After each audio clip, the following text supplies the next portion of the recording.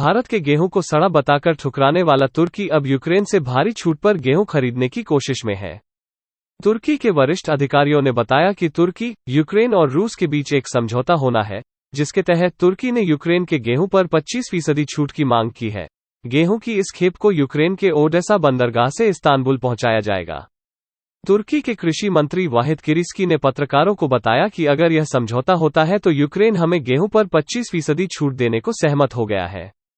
किरिस्की ने इससे पहले बताया था कि यूक्रेन अपने बंदरगाहों की घेराबंदी को लेकर चिंतित है। रूस ने यूक्रेन के बंदरगाहों पर कब्जा कर लिया है, जिससे उसका अनाज फंसा हुआ है। तुर्की की सेना ने यूक्रेन के बंदरगाहों पर नौसैनिक नाकेबंदी को हटाने में मदद करने और ओडेसा बंदरगाह से अनाज की खेपों की सुरक्षा का प्रस्ताव दिया है। तुर्की की सरकारी समाचार एजेंसी एनादोलू की रिपोर्ट के मुताबिक, अनाज के इस लेनदेन की प्रक्रिया पर निगरानी रखने के लिए इस्तांबुल में एक कमांड सेंटर बनाया जाएगा। हालांकि, यूक्रेन, रूस की मंशा को लेकर आश्वस्त नहीं है। रूस की सेना ने यूक्रेन के बंदरगाहों की नाकेबंदी कर दी है, जिससे यूक्रेन का अनाज बंदरगाहों पर ही फंसा है और उसका निर्यात नहीं हो पा रहा है। यह स्थिति वैश्विक खाद्य सुरक्षा के लिए खतरा है।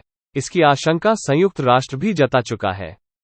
बता दें कि मिस्र, ट्यूनीशिया, अल्जीरिया और तुर्की सहित मध्य पूर्व के कई देश यूक्रेन के गेहूं के निर्यात पर निर्भर है। हम पुतिन पर विश्वास नहीं कर सकते। हालांकि, यूक्रेन पुतिन को लेकर आशंकित है। यूक्रेन के विदेश मंत्री दिमित्रो कुलेबा ने ट्वीट कर कहा था, पुतिन कहते हैं कि वो ओडेसा बंदरगाह पर हमला करने के लिए व्यापारिक मार्गों का इस्तेमाल नहीं करेंगे। उन्होंने कहा, यह वही पुतिन है जिन्होंने जर्मनी की चांसलर स्कोल्स और फ्रांस के राष्ट्रपति मैक्रो को बताया था कि वो यूक्रेन पर हमला नहीं करेंगे, जबकि कुछ दिन बाद ही उन्होंने हमारे देश पर हमला कर दिया। हम पुतिन पर विश्वास नहीं कर सकते।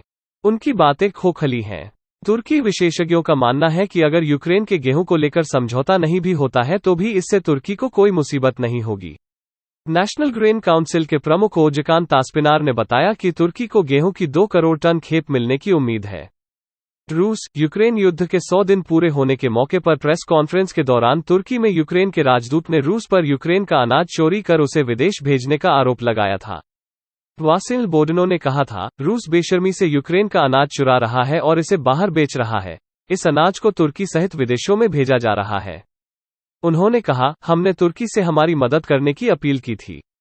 तुर्की की ओर से सुझाव पर ही हम अनाज की चोरी कर उसे बेचने वालों पर आपराधिक मामले दर्ज करेंगे। रूस और यूक्रेन दोनों देशों से तालमेल बैठा रहा तुर्की। अंकारा में यूक्रेन के दूतावास ने बाद में कहा था कि अनाज की चोरी में शामिल जहाज नाडेजदा, फिनिकिया, सोर्मिविकी, वेरा और मिखाइल नेनाशेव थे। हालांकि, इन दावों की पुष्टि नहीं की गई है। अब तक तुर्की रूस और यूक्रेन के बीच तालमेल बैठाता आया है। तुर्की, यूक्रेन को कॉम्बैट ड्रोन बेच चुका है और रूस, यूक्रेन के बीच मध्यस्थ की भूमिका निभाने की भी इच्छा जताई थी। हालांकि, तुर्की ने अंतर्राष्ट्रीय दबाव के बीच रूस पर प्रतिबंध लगाने से दूरी बनाए रखी। तुर्की बहुत हद तक अनाज और ऊर्जा जरूरतों के लिए रूस पर निर्भर है। बता दें कि तुर्की ने वैश्विक स्तर पर उपजे गेहूं संकट के बीच 29 मई को भारत के गेहूं की खेप लौटा दी थी। तुर्की ने भारत के गेहूं में रूबेला वायरस होने का हवाला दिया था। यह मामला काफी विवादों में रहा था।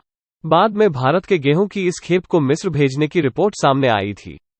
बाद में भारत के खाद्य सचिव सुधांशु पांडे ने कहा था कि गेहूं की इस खेप को भारत से रवाना करने से पहले क्वारंटीन और अन्य जरूरी प्रक्रियाओं को पूरा किया गया था। उन्होंने गेहूं में रूबेला होने की संभावना को भी खारिज किया था। गेहूं की यह खेप भारतीय कंपनी आईटीसी लिमिटेड की थी।